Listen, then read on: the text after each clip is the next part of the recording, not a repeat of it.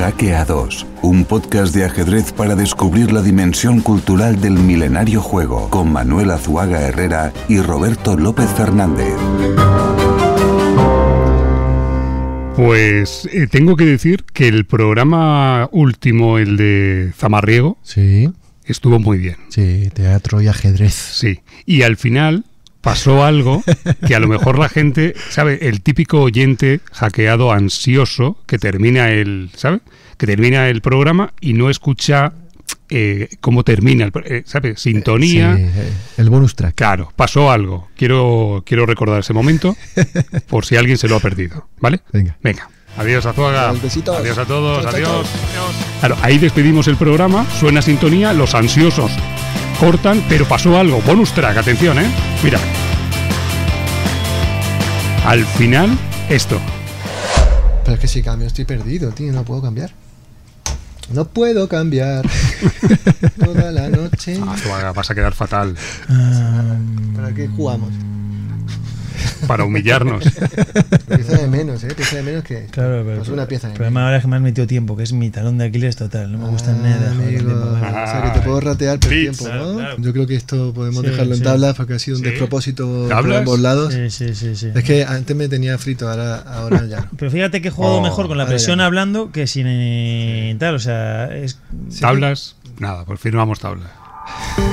Bueno, pues esto es lo que pasó al final, que la partida con Zamarriego hubo tablas. Me ha pedido revancha ya, ¿Ah, sí? Yo le he dicho, pero ¿revancha de qué? Si fueron tablas. Claro. Sí, ya estamos ahí pensando cuándo.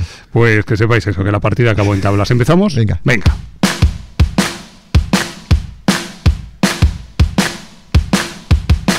Hola, amigos, amigas del tablero, bienvenidas a nuestra partidita semanal. Bienvenidos a Hackeados, tu podcast favorito de ajedrez. Con todos ustedes, un experto en las tablas, el maestro Azuaga. Ay, qué bien me lo pasé ese día, estuvo muy bien. Y con ganas de pasármelo bien también hoy. Bueno, tenemos un programón por lo que veo aquí. Cuéntenos. Bueno, vamos a hablar de la historia inspiradora de Jennifer Shahade, que viene a ser un poco la heroína del Me Too en el mundo del ajedrez.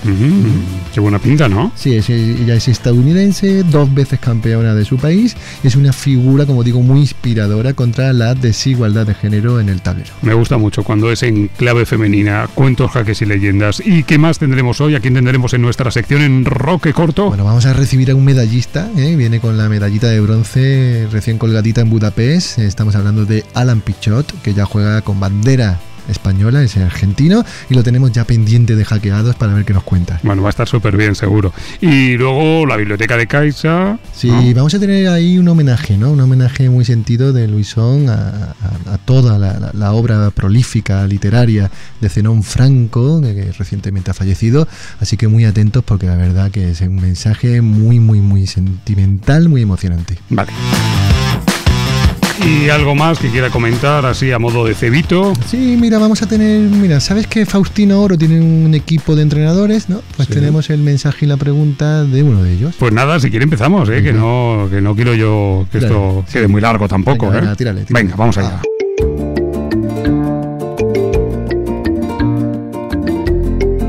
Bienvenidos a Cuentos, Jaques y Leyendas. Hoy, Shahade, la heroína del Me Too en el ajedrez mundial. Necesitará la máquina del tiempo, supongo, ¿no? Supone bien. Vale. Y hoy van a ser unas claves. Mira, Filadelfia puede poner años 80. ¿Filadelfia con F o con PH? PH neutro, ponlo. Venga. Vale. Y ponga usted años 80 y váyase, no sé, a una escuela. Ponga escuela. Una escuela. Sí. Venga. Lo he puesto con PH, por si acaso. Sí. Vale, ¿no? Ha hecho bien. Vale. Muy bien, pues mire. Filadelfia, Estados Unidos, años 80. Muy bien, pues una tarde cualquiera, en esta Filadelfia de los años 80, imagínese usted que hay un montón de familias en un cole, ¿no? En el Albert Greenfield School, y están disfrutando de una representación escolar, ¿no? De una tragedia de Shakespeare. Bien, pues semanas antes, Jennifer Chahade, una vivaz alumna pelirroja, había sido seleccionada para que interpretase a Lady Macbeth. Bien. Y todo iba según lo previsto, Roberto, hasta que durante un ensayo el chico al que le habían asignado el personaje de Macbeth no fue capaz de memorizar su parte, que es muy difícil, ¿no? Así que en el último momento, poco antes del estreno, allí las familias sentadas, alguien le confió a Jennifer el papel principal de la obra. Ese alguien, ese efecto Pigmalión, ¿no? El efecto Rosenthal, ¿no? Ese fenómeno que se utiliza en psicología para referirse a la potencial influencia que ejerce la creencia de una persona en el rendimiento de otra, ¿no? Podría ser. Joder, ha salido total, Roberto. Sí, señor, así me lo imagino. Bueno, pues arriba, en el escenario, ataviada como un apuesto militar, Jennifer declamó con acento escocés, ¿no? Y dijo aquello de tomorrow, tomorrow and tomorrow, ¿no? Bueno, pues lo dijo así como muy poético, se arrastra con paso mezquino día tras día hasta la sílaba final del tiempo escrito, ¿no?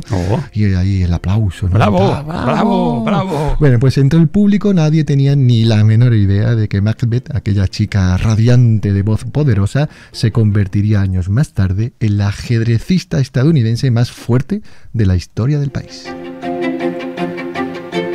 Leo que Jennifer aprendió a mover las piezas en casa a los 5 años, gracias a su padre, que era maestro FIDE, Michael Chahade, y que hubo un viaje a Disney World que lo cambió todo. Cuéntenos, ¿qué pasó, maestro? Sí, estuve hablando con Jennifer hace unos meses y ella me confesaba que el recuerdo más claro que tenía de aquel entonces era su primer torneo, cuando tenía solo 9 años, que se celebraba en Florida el torneo, y en un principio ella iba solo a visitar Disney World. Bien, lo típico, ¿no? Lo que hace uno con 9 años cuando va a Florida, claro, ¿no? Visitar Disney World, claro. Lo típico que hemos hecho todo en Florida, ¿no? Claro.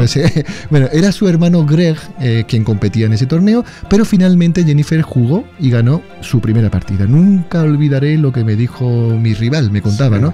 Y el rival le dijo, juegas bien para ser una jugadora sin ratillo. Y luego dijo, ni feminismo ni machismo. Sí, algo así. Igualdad. Bueno, se refería a que no tenía ELO, supongo, ¿no? A que no tenía ninguna calificación oficial. Exacto, sí.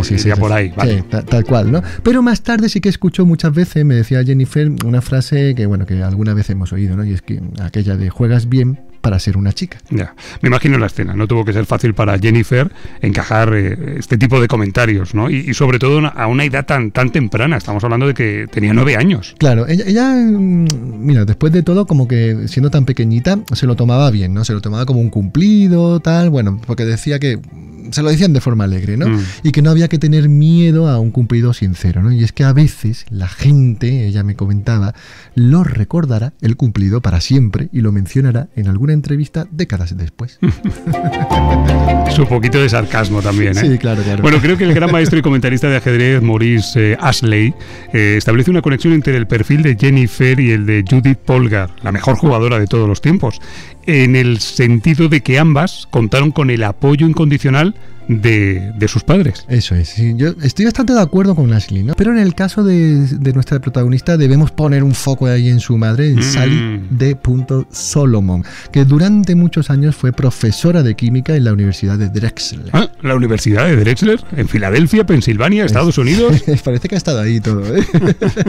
Bien, pues Sally, la mamá de Jennifer, no solo jugaba al ajedrez, también lo hacía al póker, al bridge. Anda. Y ella pues confesaba que le apoyó muchísimo como ajedrecista, como escritora también, ¿no? Recordaba con mucho afecto Jennifer esa época y habla de su madre porque era una de las pocas profesoras de química, de ahí que estuviera acostumbrada a ser la única mujer en la sala, y en ese punto creo que ella, me decía Jennifer, a ella le encantaba ver que conseguía también su hija un camino paralelo al suyo, ¿no? Bueno, a los 15 años, Jennifer jugó su primer torneo internacional y ocurrió en Brasil. Viajó con su padre, con su hermano Greg y con un entrenador, el maestro internacional chileno Víctor Frías, un tipo con anécdotas mil, ¿no?, en el bolsillo. Cuéntenos, maestro, ¿quién era este Víctor Frías? Sí, tuvo suerte ahí, Jennifer, porque es verdad que el chileno Víctor Frías había sido entrenador de un tipo conocidísimo, que ahora le diré, se había enfrentado nada menos que a Víctor Korchnoi, y le digo que había sido entrenador de Josh Watson, ¿no? ¿Se dice así? Watson. Bueno, el niño prodigio, ¿no? Cuya vida inspiró el guión de la peli En busca de Bobby Fischer. Exacto, ¿no? bien, ahora, ese, el mismo, ¿vale? Bueno, pues Jennifer fue muy contundente cuando en nuestra conversación recordó ese torneo de Brasil y ella me dio un titular que dice: me cambió la vida. Dice, yo estaba entre las jugadoras menos valoradas del torneo. De hecho, me invitaron porque hubo varias bajas de última hora. Sin embargo, gané mis 5 partidas y algunas con un estilo bastante espectacular, con sacrificio y enroques opuestos. Incluso vencía a la ecuatoriana Marta Fierro, una mujer a la que admiraba muchísimo. Recuerdo volver a mi habitación del hotel entre partida y partida y a resolver problemas de ajedrez. Todo encajaba. Veía variantes que antes no hubiera creído posibles. Qué bueno esto, ver más allá de lo que nunca hubieras imaginado, ¿verdad? Total. Pero creo que las experiencias de Shahade en Brasil fueron mucho más allá de las 64 casillas. Sí, es que, a ver, como ocurre siempre en este tipo de torneos, ¿no? Ella hizo amistad con otros adolescentes, imagínese la edad, ¿no?, en la que uno, pues estaba ahí como muy intenso, ¿verdad? Y conoció otro estilo de vida, otra música, otro baile, otro todo, ¿no? Ella confesaba, me abrió los ojos pensar que si mejoraba en ajedrez podría ir a celebraciones muy parecidas todo el tiempo, ¿no? Y el español, fíjese, Roberto, era el idioma principal del torneo. Todo el mundo hacía bromas, cantaba en español, y eso aceleró su interés por conocer otras culturas, ¿no? De hecho, hoy sigue entendiendo Jennifer algo de español y puede comprender los chistes y la música pop. Bueno, espera. O sea, que si le hago el típico chiste de ¿cómo se despiden los químicos? ¿Sabe usted que es el chiste, no? No, pero... ¿Cómo se despiden los químicos? No sé. Ha sido un placer. Ha sido un placer, No sé si lo pillaría, pero vale, bien. Bueno, el siguiente capítulo se llama Como Beth Harmon. Sigo leyendo hitos, fechas marcadas en rojo en esta apasionante carrera de nuestra protagonista. 1998, Jennifer Shahade se convirtió con tan solo 17 añitos en la primera mujer en ganar el Campeonato Junior de los Estados Unidos de América en Nueva York. Además, lo logró a lo grande, derrotando a 4 de los 5 mejores jugadores de la clasificación. Y esto, maestro, es muy Beth Harmon. Sí, señora, es muy Beth Harmon, ¿no? Bueno, yo le pregunté a Jennifer por este punto, ¿no? De decir, a ver, has ganado ahí con chicos, chicas, ¿no? Y ella era consciente de que había roto el techo de cristal, ¿no? Y me contaba que de vuelta en el autobús a casa, ella guardó el trofeo en el equipaje porque lo que a ella le importaba de verdad era el título, no tanto el trofeo, ¿no? A esa edad, sus amigos ya le preguntaban por qué las mujeres y los hombres estaban separados en el ajedrez. Recuerda a Jennifer que logró una norma de maestra internacional femenina en Holanda y que muchos de los chicos con los que solía salir por aquellas fechas se burlaban de ella, ¿no? Y sí, porque, bueno, pues como que querían decir, a ver, si ni siquiera has obtenido un buen resultado, ¿cómo que te llevas el título, no? ¿Cómo que consigues la norma? Ya. No lo pillo, ¿eh? A ver, que no sé si le sigo del todo. ¿Quiere decir que el título de maestra internacional femenina es más fácil de lograr que el mismo título en hombres? Exacto, eso es, ¿no? Te necesitas menos puntuación y entonces te lo dan, y entonces está el típico comentario de, bueno, pero ¿cómo que dando la 18ª te dan el título, ¿no? Cosas así, ¿vale? Bueno, bien hecha la aclaración, pongamos música de grandes logros, Roberto, viajemos hackeados al año 2002. Vale, venga, vamos. Momento. Momento. La máquina del tiempo está parpadeando y muestra en pantalla 2002, Seattle. Azuaga, ¿qué pasó en Seattle 2002? Este pitido ha sido lo más desagradable desde que se cargó el mosquito. Este programa, no vuelvo a recordar eso. Este programa es muy orgánico, pasan cosas. Bueno, ¿qué pasó en Seattle? Me acaba de preguntar. Pues sí. En Seattle pasó que en 2002 una imparable Shahade ganó el campeonato de ajedrez femenino de los Estados Unidos, un título que reconquistó luego en 2004. Ese mismo año, en el 2004, Jennifer formó parte del equipo estadounidense que logró la medalla de plata en las Olimpiadas de Calviá, aquí en Mallorca. Mallorca, y en esta cita coincidió con su amiga Susan Polgar. La mayor, ¿no?, de las hermanas Polgar. Exacto, ¿no?, la mayor. Allí estaban Susan, la mayor de las Polgar, defendiendo con mucha solvencia además el primer tablero de los Estados Unidos. Bien, pues solo 2 años más tarde, Jennifer Shahade jugó su último torneo homologado por la FIDE y desde entonces se volcó en promocionar el ajedrez entre las más jóvenes para favorecer una igualdad sustantiva entre hombres y mujeres. A ver, maestro, cambiamos rápidamente de tono y ambientación, ¿vale? Nos ponemos serios, porque tengo aquí algo anotado, un epígrafe central en la vida de Jennifer Shahade, que dice, atención, misoginia y ajedrez. Atención.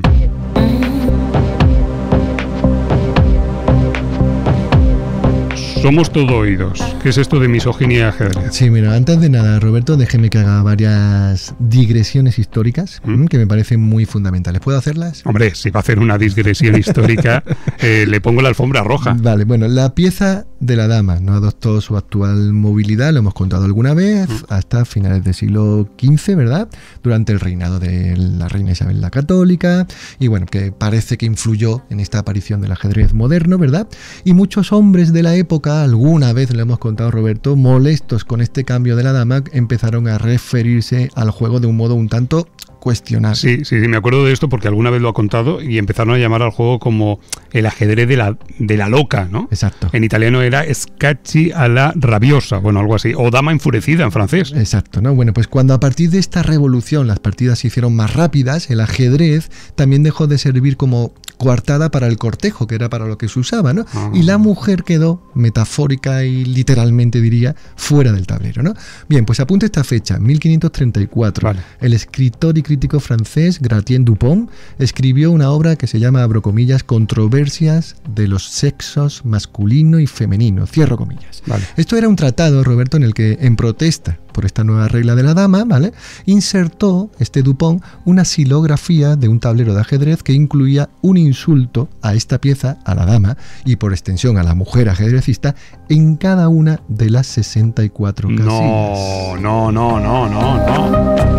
puede ser. Mira, tienes ahí delante el tablero de Dupont. Estoy flipando. ¿En serio? En serio, ¿no? Entonces, mira, vamos a traducir algún escaque.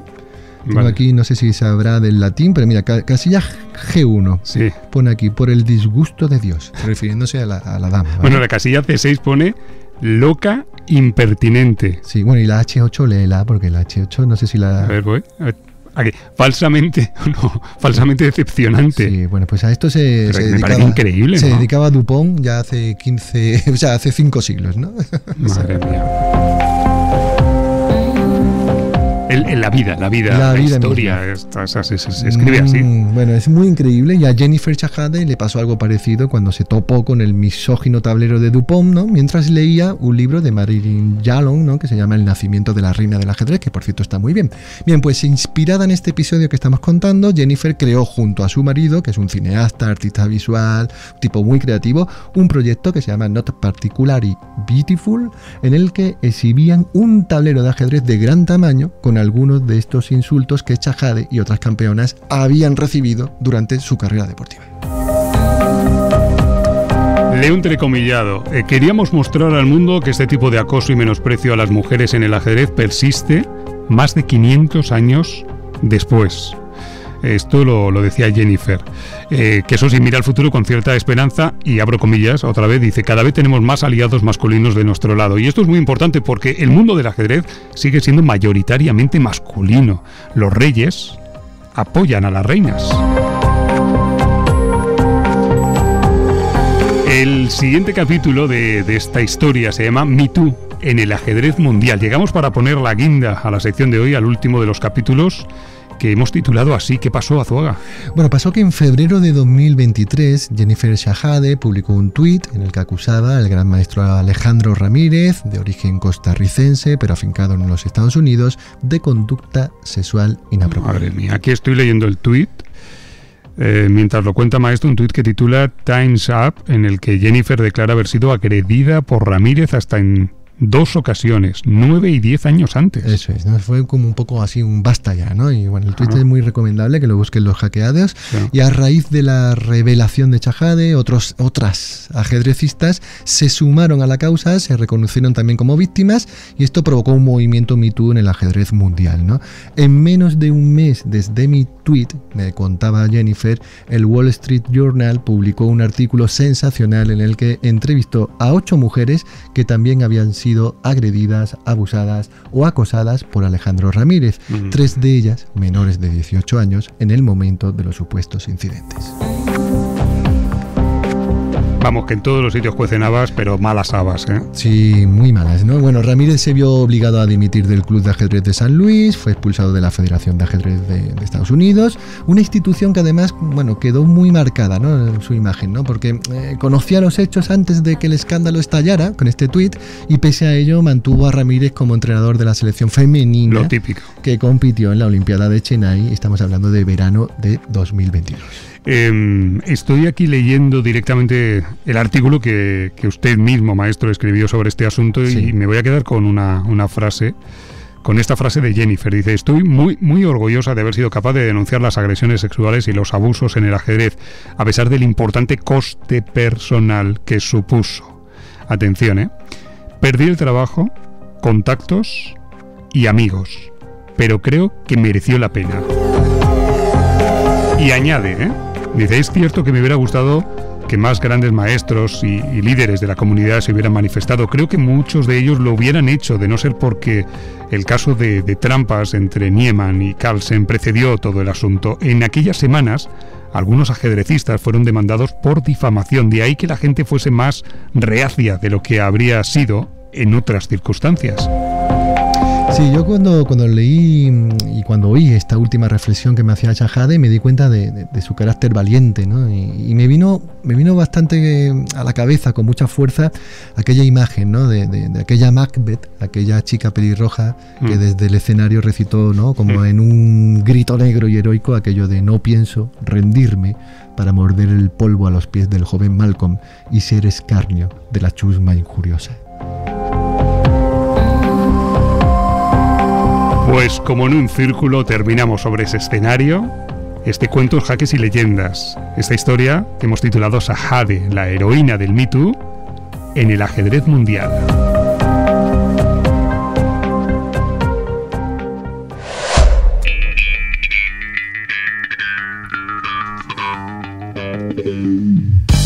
Pues ha estado muy bien, esta historia en clave femenina, en clave de mujer, Sí. Me ha gustado. La de Shahade, ya lo tiene ahí apuntado. Lo tengo. Muy bien, por favor, sea tan amable, hoy tenemos una súper entrevista, así que haga un súper perfil. Adelante, Azuaga. Sí, tengo muchas ganas, ¿no?, de hablar con nuestro invitado de hoy, con Alan Pichot, un tipo argentino de nacimiento, que, bueno, viene recorriendo un camino lleno de récords, ¿no?, de momentos de gloria. Él en 2008 se convirtió en el mejor jugador panamericano sub-10, y ya pocos años después, en el 14, logró coronarse campeón mundial sub-16, ¿no? Ya desde entonces, bueno, todo el mundo pues lo veía como una firme promesa del ajedrez internacional, y desde hace unos meses, desde agosto, Pichot decidió cambiar de bandera, se ha convertido en jugador español, y hace muy poquito ha conseguido una medalla de bronce en las Olimpiadas de Ajedrez en Budapest, y se ha alzado con el título iberoamericano. Alan, ¿qué tal, amigo? ¿Cómo estás? Bienvenido a Hackeados. Muchas gracias, Roberto y Manuel. Un placer estar aquí conversando con ustedes por primera vez. Bueno, antes de nada, enhorabuena. ¿Cómo estás? Bueno, la verdad que súper bien, descansando un poco porque fueron muchas semanas de tensión, de nervios, más que nada de la Olimpiada. Es un torneo muy especial, diferente al resto de los torneos. La realidad es que no jugaba la Olimpiada hace unos 6 años. Mi última participación había sido en el 2018, representando a Argentina. Y la verdad es que tiene un condimento diferente al resto de los torneos. Hay una emoción, hay cosas que le van pasando a uno por la cabeza que hacen que en tensión y en energía sea como jugar 2 torneos distintos, digamos, por así decirlo. En un momento vamos con lo de la Olimpiada de Budapest, pero antes la pregunta de la localización, ¿dónde estás? Actualmente estoy en Madrid. descansando un poco en casa de ajedrez. Bueno, en realidad nunca descansamos 100%, siempre estamos mirando ajedrez, pero descansando de la competencia, por así decirlo. Vale. Totalmente, sí se puede, ¿no? Bueno, vamos a las Olimpiadas, como dice Roberto, que me parece que es lo más actual y lo que más ha brillado, lo digo por el metal, por ese bronce que te cuelgas como tablero número 4 del combinado español. Voy a repasar para los hackeados cuál era ese equipo, ¿no? Un equipazo. Primer tablero para Alexei Chirov, segundo para el niño Antón, Paco Vallejo ahí en tercer tablero, Alan Pichot, ahí nuestro protagonista de hoy, en cuarto tablero, medalla de bronce, y quinto Jaime Santos Latasa, capitán, el Divis, ¿no? David Martínez Martín. Bueno, lo estás más o menos perfilando ahora, esa doble emoción, ¿no? Pero era tu primera vez con España, no sé si eso también era un plus ahí que supiste gestionar de tensión o estabas arropado. ¿Cómo era esa emoción? La realidad es que sí, sentía como todo un poco extraño. La primera vez que me sentí un poco así como que no entendía bien dónde estaba fue el primer día que llego a Budapest, que llegamos toda la delegación, y ese mismo día salimos a cenar afuera, a un lugar. Al día siguiente era la inauguración del torneo, y en esa cena como que me sentí un poco de dónde estoy, digamos, como de... Porque bueno, también como que la realidad es la siguiente, hay muchos con los cuales... me conozco de hace muchos torneos, de hace muchos años y tengo más confianza, y otros con los cuales, otros u otras, que igual me conozco muy poco o me vi algunas pocas veces en mi vida. Entonces era como una sensación extraña de decir que raro, digamos, como no me siento tan acostumbrado. Después con el paso de los días obviamente ya me sentí de otra manera, fue mucho más divertido y fue una gran experiencia. Pero el tema de la presión no es un tema menor. La Olimpiada, estamos hablando de que son 4 tableros, por lo tanto la actuación de una partida es mucho. Si uno pierde es como una gran presión para el equipo porque es muy difícil poder ganar el match. Quiere decir que por lo menos vamos a tener que hacer 2,5 puntos sobre 3 de las otras 3 partidas. Con lo cual una partida tiene mucho protagonismo en sí. Y también no es menor el hecho de estar jugando al lado de jugadores tan destacados y tan importantes, como el caso de Girov y de Vallejo, que bueno, en su momento en el caso de Girov estuvo entre los 3 o 5 mejores jugadores del mundo, en el caso de Vallejo estuvo entre los 15, 20 mejores, hace unos 20 años más o menos, y el niño Antón, que bueno, hoy por hoy ya hace un tiempo es el mejor jugador de España y debe rondar el puesto 60 del ranking mundial, lo cual no es poca cosa. Entonces, bueno, es una presión, por supuesto. Oye, Alan, y cuéntanos, esa última ronda donde ahí tienes opciones de medalla, se enfrenta España a Hungría, te toca jugar con un tipo, bueno, importante ahí, ¿no?, de Elo.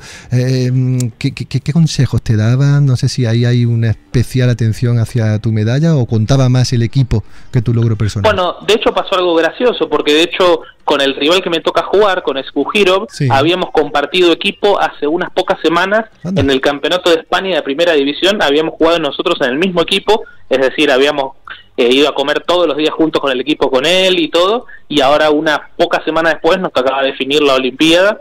En mi caso, de hecho también de una forma graciosa, yo que soy argentino jugando para España y él que es ruso jugando para Hungría, definiendo ahí la última ronda de la Olimpiada.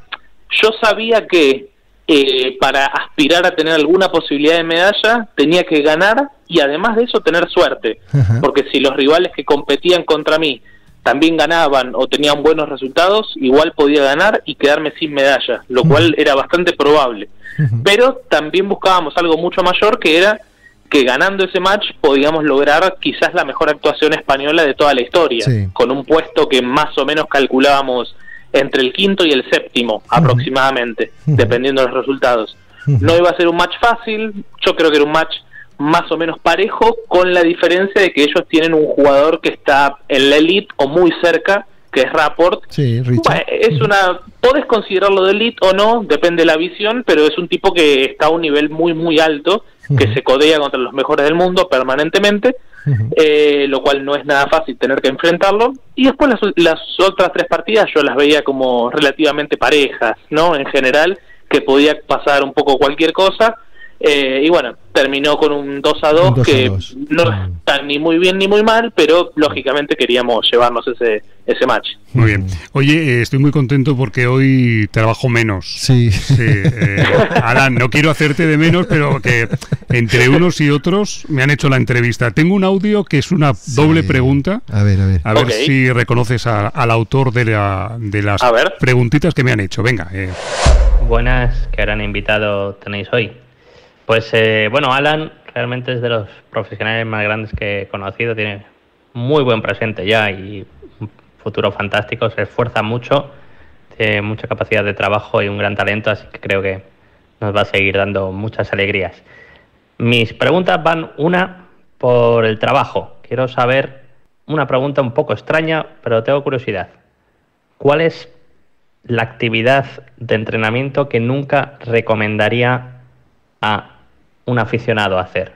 Es decir, ¿qué terreno no estudiaría o qué no haría? Porque se habla mucho de lo que hacen, pero menos de lo que no hacen. Así que esa sería mi pregunta de entrenamiento. Y si la segunda pregunta ya no tiene nada que ver con el ajedrez, pero alguien que, bueno, pues ha viajado tanto, me gustaría que me recomendara 2 ciudades para pasar 15 días de vacaciones. ¿Cuáles serían? Un abrazo a todos. Un abrazo. David Martínez, el Divis, preguntándote dos cositas. Lo escuché perfecto. Vale, ¿qué nos recomiendas primero? Bueno, a ver, yo creo que en general una cosa que pasó los últimos años, que un poco como que deterioró la capacidad de los aficionados de poder entender un poco el juego, y es la famosa barra de análisis. Ajá. Digamos, la famosa barra de análisis que te dice cómo está la posición. Ajá. Y eso puede ser una buena ayuda en todo caso para la persona que no conoce, de tener una mínima idea o noción de lo que está sucediendo. Eso es bueno, digamos, porque en cierta forma cuando uno ve un deporte cualquiera, uno sabe qué está pasando, quién va ganando, cómo está la situación. En el ajedrez a veces podés no tener idea de lo que está sucediendo, entonces eso ayuda.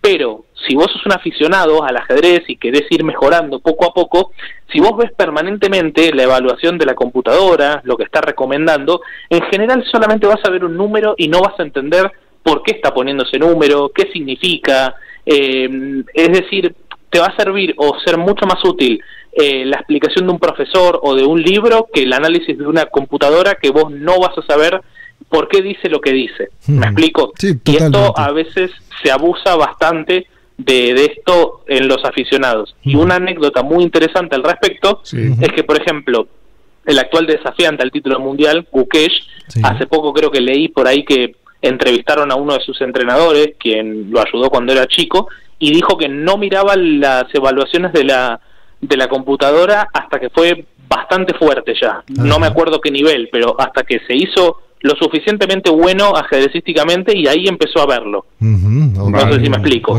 Perfectamente, yo le diría a los hackeados que apaguen los módulos. Venga. Vale, la segunda pregunta del Divis, 2 ciudades para ir pregunta. 15 días, 2 semanitas. 15 días. Y mira, yo creo que un lugar que te sorprendería mucho porque es como, parece un poco otro planeta, digamos, es Dubái. Yo creo que Dubái, o sea, es un lugar en el que no viviría en ningún caso, no me gusta para vivir, pero así como vacaciones, como para 15 días, ¿no? ver otro mundo, digamos, te vas a quedar sorprendido, realmente sorprendido. El otro día, antes de que digas la siguiente, un sobrino mío que ha estado por allí me decía, tío, es una fumada Dubái.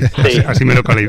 Cierro paréntesis. La segunda, el segundo destino. Es una locura. O sea, vale la pena, pero yo en mi caso no viviría en ningún caso viviría ahí, pero para visitarla me parece espectacular. Y el otro lugar para visitar 15 días, y voy a ir con mis raíces, voy a ir con Argentina. Me parece espectacular. Si no conoces, yo creo que es un destino increíble por muchos motivos. La comida, la cultura, la gente, es un lugar, a mí me parece muy lindo. Bien, o sea, me voy a quedar con mi patria. Ahí has estado bien, con la música también. Bueno, salí jugando bien ahí. Está bien. Ahí jugada intermedia perfecta. Bueno, mira, nos han llegado algunas que otras preguntas de oyentes hackeados de este podcast. Tengo aquí uno de Daiman Mendoza y me dice, ¿no? Él te pregunta, ¿el Iberoamericano abre la puerta a la Copa del Mundo? ¿Hay alguna expectativa en esta competencia, Alan? Es decir, antes de que conteste, ponemos en contexto a los hackeados, y es que vienes de la medalla y del iberoamericano, y que, bueno, es un triunfazo, ¿no? En Copa del Mundo, ¿hay expectativas? ¿Cómo te lo planteas? No, es importante aclarar esto. El iberoamericano no clasifica a la Copa del Mundo. O sea, yo no estoy clasificado actualmente a la Copa del Mundo. El iberoamericano es un torneo que se hace regularmente ya hace bastantes años y no te otorga ningún premio más que ser el campeón iberoamericano, digamos. Más que ya que claro, estábamos contentos aquí. Bah. No, hubiera sido espectacular, me hubiera encantado, pero no. La realidad es que no estoy clasificado y de hecho mi primer torneo donde voy a intentar clasificar a la Copa del Mundo va a ser el próximo que voy a jugar dentro de un mes más o menos, que va a ser el Campeonato de Europa individual. Perfecto. Ese torneo sí que da plazas a la Copa del Mundo, más o menos unas 20 plazas, lo cual parece que es bastante, pero el Campeonato de Europa es un torneo extremadamente fuerte y bueno, va a haber que jugar realmente muy bien para poder clasificar. Bueno, el niño lo logró por ahí, ¿no? Por ese puente, ¿no? El niño, Europa, ¿no? Bueno, ¿no? El niño hace unos años había quedado segundo, exacto, si no me equivoco. Sí, por eso. Bueno, pues ahí tienes el foco. Vale, sí. Tengo más preguntas de oyentes. Nachete dice, en relación a tu compatriota Faustino, dice, ¿qué piensa Alan de la carrera presión locura que existe en estos tiempos de ser MFMIGM más joven de la historia? ¿Beneficia o perjudica a los niños, niñas a largo plazo? Dice, gracias y enhorabuena por su labor y la de Roberto. ¿Qué le dices a Nachete, Alan? Y a mí me parece, en general, yo creo que todo ese tipo de cosas, hoy por hoy hay algo que es importante para el jugador de ajedrez, que es, aparte de jugar muy bien, lógicamente, el hecho de saber venderse, la imagen, dar una buena imagen en el sentido de ser conocido. Gracias a eso podés conseguir invitaciones a torneos, podés conseguir sponsors, es bueno, digamos, eso se puede conseguir de muchas maneras. Hoy por hoy algo que se está haciendo muy popular es, por ejemplo, los canales de streaming, transmisiones, ese tipo de cosas están potenciando la imagen de muchos jugadores. En el caso de Faustino, yo no creo que le vaya a cambiar absolutamente nada de cara al futuro si es el maestro internacional más joven de la historia o el gran maestro más joven de la historia. Estoy convencido de que no le va a modificar nada si consigue eso, hacerlo 6 meses antes o 6 meses después. Lo importante es cómo va a ser el trabajo el día de mañana, o cómo ya tendría que estar haciendo el trabajo para intentar ser el día de mañana uno de los mejores jugadores del mundo, lo cual tiene posibilidades de conseguirlo porque tiene un talento único a nivel mundial, pero que tampoco es fácil para nada, porque requiere de una vida de mucho trabajo, mucho esfuerzo, mucha dedicación, y también, bueno, está compitiendo contra muchos jugadores de países donde tienen un apoyo realmente impresionante, como el caso de la India, como el caso de Uzbekistán, son chicos que el deporte en esos países, el ajedrez es una cuestión de Estado directamente. Entonces, bueno, no es fácil ponerte a luchar, a competir contra chicos así, ¿no? Que aparte ya hoy por hoy son de los mejores jugadores del mundo. Así que para mí el caso de Faustino es una incógnita, me da mucha curiosidad qué va a ser de él en 5 o 6 años, pero sin ninguna duda que si hace las cosas bien, se encamina y hace bien el trabajo, tendría que estar en 2.700 para arriba seguro, ¿no? Pero bueno, nada está dicho. Pues nada, respuesta para Nachete. Total. Oye, vamos a tomarnos en nada un café, pero primero quiero abordarte desde una dimensión que a veces se habla poco o nada, ¿no? Y es que yo te veo, y antes decíamos tu perfil lleno de logros, de méritos, desde pequeñito ya campeón mundial sub-16, bueno, muchísimos éxitos, te has cambiado de bandera, de repente vas con España y ganas una medalla, ahora ganas el iberoamericano, que vale, no te da el pase como pensábamos para la Copa del Mundo, pero es un torneazo. Y te quería preguntar por el tema racha, ¿no? Es decir, la buena racha. Estás en racha, Alan, y cuando uno está en racha, yo no sé si te lo planteas, pero ¿alguna clave que explique todo esto? ¿Por qué va todo tan bien? Mira, tengo una anécdota graciosa sobre esto. Hay algo que yo creo que es súper importante y ahora lo estoy empezando a entender un poco, que aplica para el ajedrez y para la vida muchísimo, que es la palabra experiencia en todo. Es súper importante la experiencia. Hace 7 años, más o menos, año 2017, yo tenía más o menos 20 años, por ahí, 19, 20 años. venía jugando bien algunos torneos, subiendo ranking, me veía con confianza, y resulta que tenía que tomar la decisión de si jugar. Venía jugando mucho, ¿no? Como si te dijera que venía jugando 2 o 3 torneos seguidos y tenía que tomar la decisión si jugar uno más.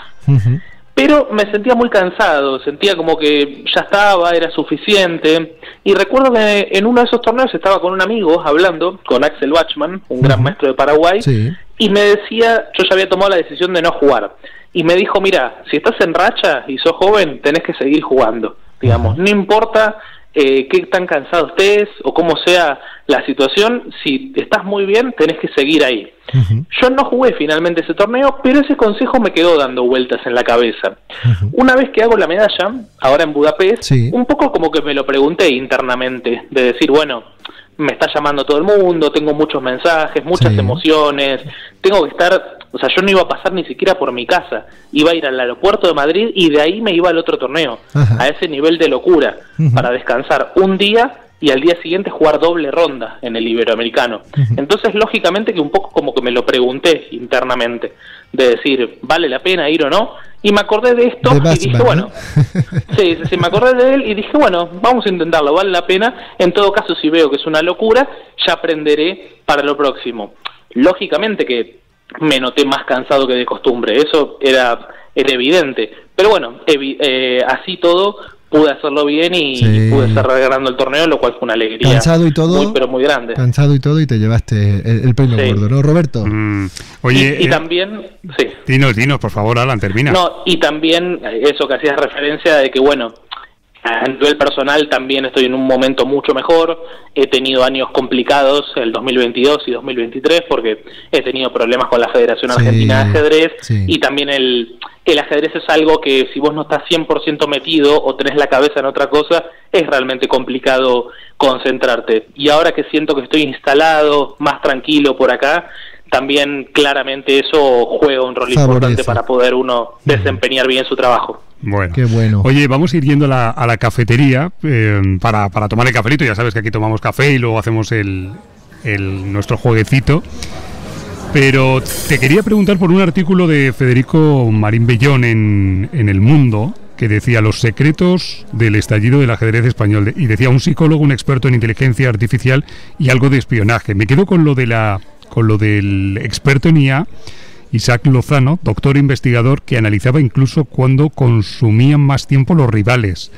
Oye, me gustaría que reflexionásemos al respecto. Alan, ¿qué te parece esta figura nueva? El trabajo que hizo Isaac, no solamente durante el torneo, sino en los meses previos, fue realmente muy importante para nosotros.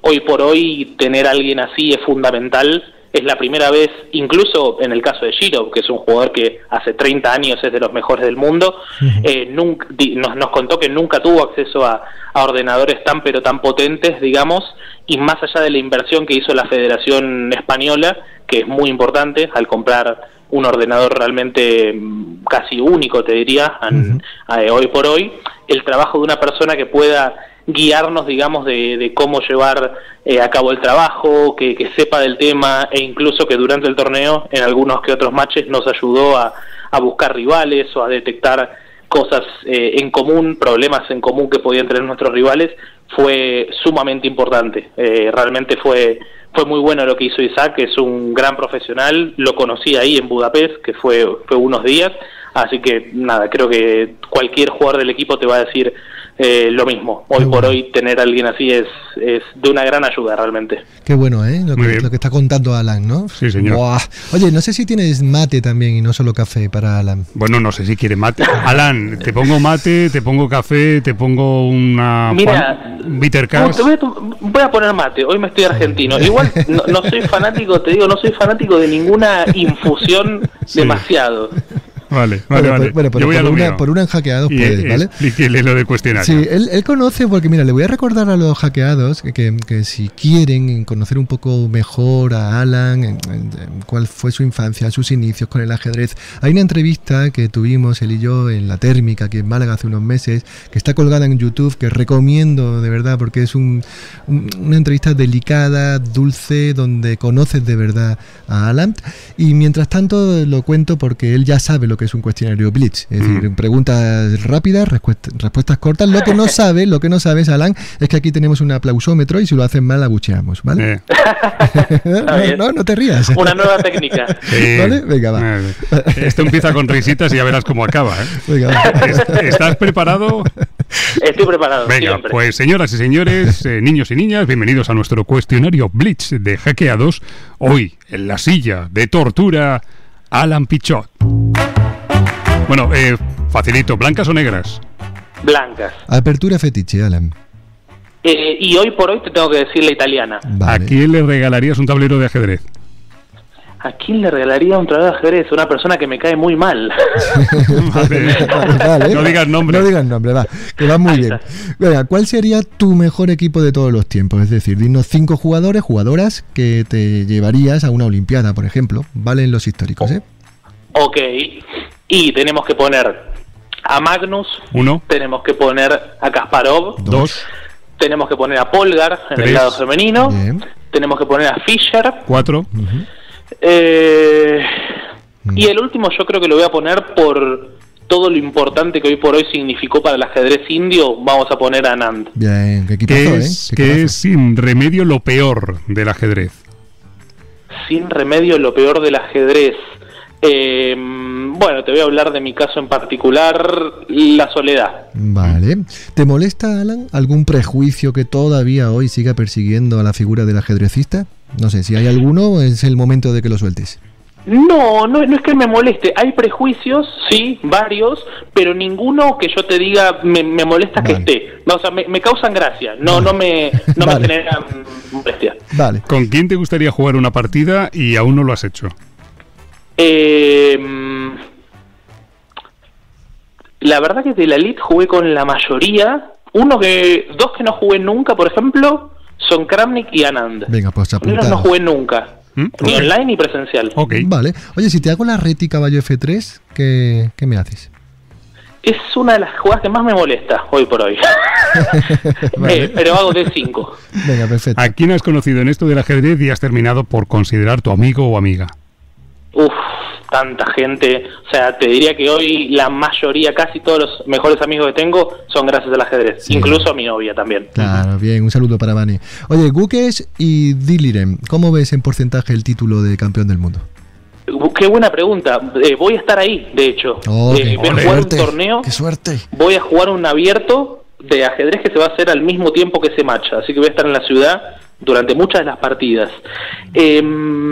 Mi opinión es que, a ver, hoy por hoy Gukesh está jugando mejor, eso es clarísimo, pero más que nada el problema que tiene Ding no es solamente ajedrecístico, sino psicológico, mental. No parece estar en un momento donde la esté pasando bien por fuera del tablero. ¿Un porcentaje entonces? Y yo te diría que 75-25. Venga. Vale, ¿cuál es tu punto fuerte como jugador? Cuando tengo la iniciativa suelo ser mucho mejor. Vale, ¿y tu talón de Aquiles, Alan? Mi talón de Aquiles, qué buena pregunta. Bueno, hasta hace 2 meses solía ser la hora de definir, el momento clave de definiciones, y por eso lo estuve mejorando. Bien. Así que ahora exactamente me agarraste en un momento donde no hay talón de Aquiles. las maniobras, ahí está. Vale. Las maniobras ajedrecísticas. La última, tienes que completar la siguiente frase. La clave ante una derrota dolorosa es...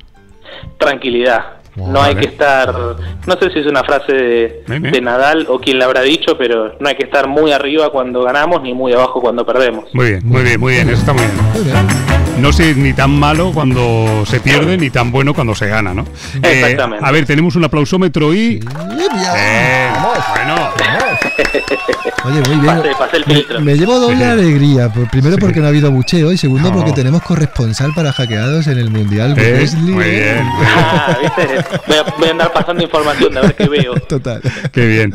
No voy a hacer la típica broma de para ser un argentino el cuestionario Blitz ha estado bien, ¿no? Bien, no, sí, ha contestado al toque, todo muy bien. Así muy que bien. no voy a hacer la broma, ya está. Alan Pichot, gracias por estar con nosotros. nosotros en Hackeados. Siempre es un placer, ¿eh? Un placer, chicos. Muchas gracias y un placer haber pasado por Hackeados. Así que un placer. Muchas gracias, Roberto y Manuel, por la invitación. Un abrazo, Alan. Muchas gracias. Nos vemos. Hasta la próxima. Y ahora el momento de Torrent Séptima, pero antes un mini Kit Kat para decir que las charlas, las conversaciones, las entrevistas con Alan siempre son muy agradables. Sí, Alan Pichot es muy grande. Sí, señor. Sí. Como diríamos aquí, es un buen niño. Es muy mono. Bueno, torre en séptima, nos colocamos en la séptima fila como una torre que domina el campo de batalla y leemos mensajitos de todos los perfiles de Hackeados en Instagram, en Twitter, los perfiles del grupo Vocento, Spotify, iVoox, Google Podcast, Apple Podcast, Amazon Music, Podimo, YouTube. Estamos en todos los sitios, Azuaga. Bueno, Lea. Venga, vamos. Daiman, ¿no? Que nos mandó un mensajito. La intervención, decía Daiman, de Illescas, el gran maestro, es muy interesante. Yo destaco sobre todo cuando amplía la respuesta sobre la variante berlinesa, que en ese entonces era una forma de jugar antimáquina contra la preparación de Kasparov. Bien. Por cierto, que el propio Daiman repite y dice: saludos Hackeados, interesante episodio. La historia de los entrenadores es entretenida. Sobre todo si incluye a Podvinic, pero otros entrenadores como Furnan son muy recordados y Boleviaski. Muy bien. Vale. Sí, Daiman, tienes toda la razón. Bueno, Pablo Coroas. Me ha encantado la entrevista con Illesca, a nosotros también. Sí. La visión y experiencia que tiene del ajedrez antes y después de las máquinas y lo bien que se explica, ¿no? Para mí, en el top 5 de todas las entrevistas que habéis hecho. Muchísimas gracias. Pues sí. Miguel Vega Blázquez dice: buen titular para la entrevista con el legendario Illescas, aunque yo me quedaría con la perfección es aburrida. Es verdad, es que dejó muchas perlas. Muchas. Dice: un verdadero lujo de entrevista. Gracias, Miguel. Bueno, tenemos aquí a Josín que decía: pregunta para la biblioteca de Luisón. De todos los libros que nos legó el gran Zenón Franco, ¿nos puedes recomendar tus dos preferidas o que consideres mejores? Bueno, pues tiene relación con lo que luego nos va a contar Luisón en la biblioteca de Caixa. Bueno, nos lo va a contar ahora mismo.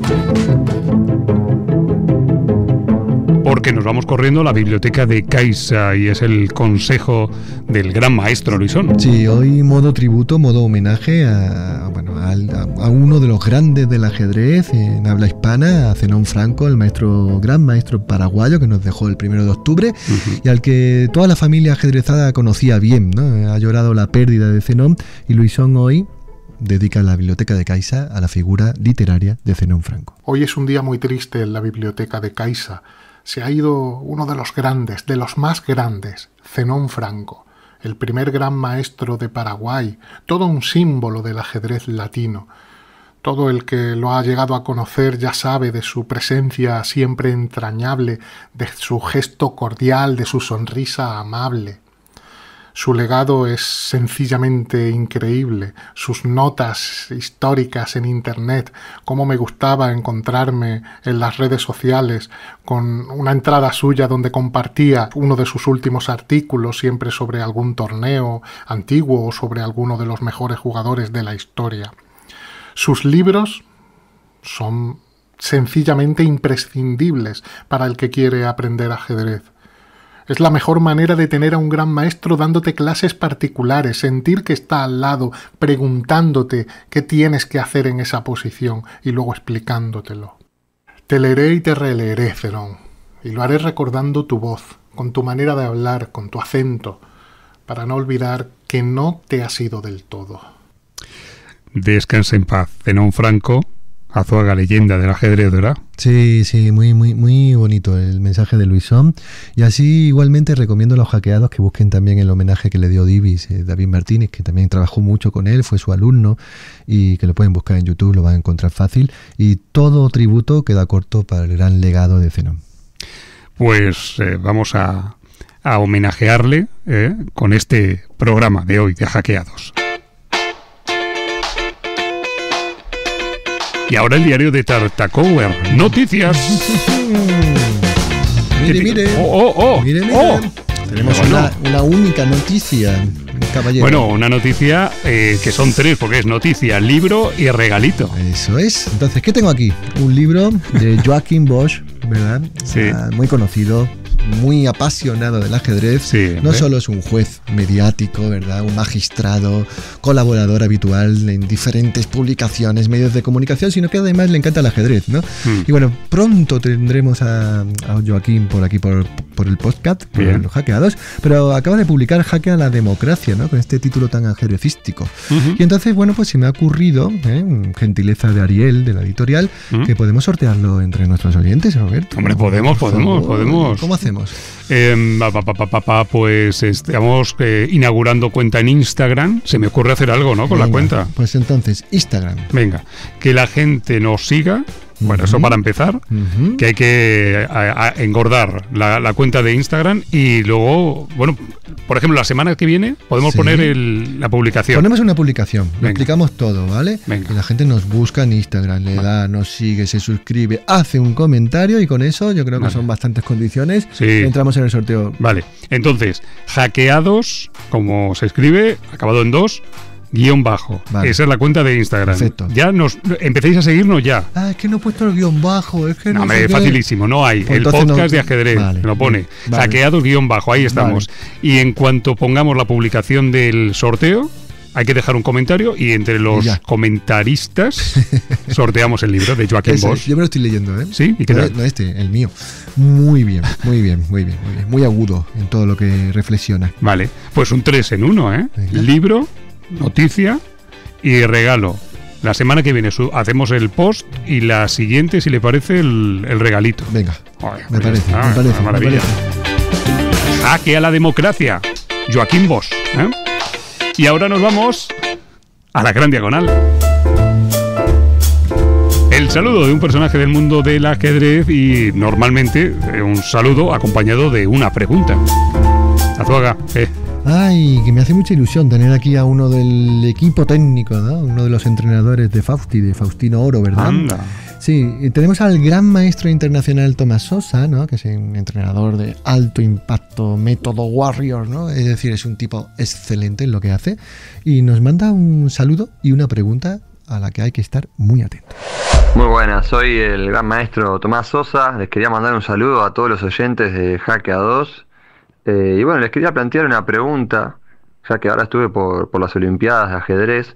Si ustedes tuvieran que armar un equipo de 5 jugadores de ajedrez, el mejor equipo que puedan armar de 5 jugadores de ajedrez, de toda la historia, no hace falta que estén activos o vivos incluso, ¿qué 5 jugadores meterían en ese equipo? ¿Y en qué orden? ¿Quién iría de primer tablero, de segundo, de tercero, cuarto y de quinto? Un abrazo. Está muy bien, ¿eh? Me suena. Bueno, es como pues, jugar al fantasy, ¿no? Pero con el ajedrez y la historia. ¿Usted tiene sus 5? No. Sí, yo también. Luego se lo digo. Yo también. Vale. Sí, ¿O quiere ya lucirse? No. Yo prefiero dejármelo ahí. Si quiere se lo digo otro día, no sé. O después, que nadie me escuche, yo qué sé.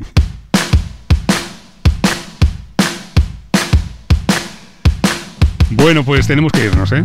Me sabe mal. Hasta la semana que viene, eso sí. Tenemos que irnos. Sí, porque... En fin... Antes, cuando hacíamos radio, decíamos, es que vienen las noticias, ¿se acuerda? Sí, pero ahora no tiene excusa. No hay noticias. No puede echar el chime. Lo que os aseguramos es que, atención, quedaros hasta el final de la sintonía, por si acaso. Venga, vale. A ver si va a haber un bonus track. Venga, me quedo entonces. Hasta luego, adiós. Vale, hasta la semana que viene, adiós a todos.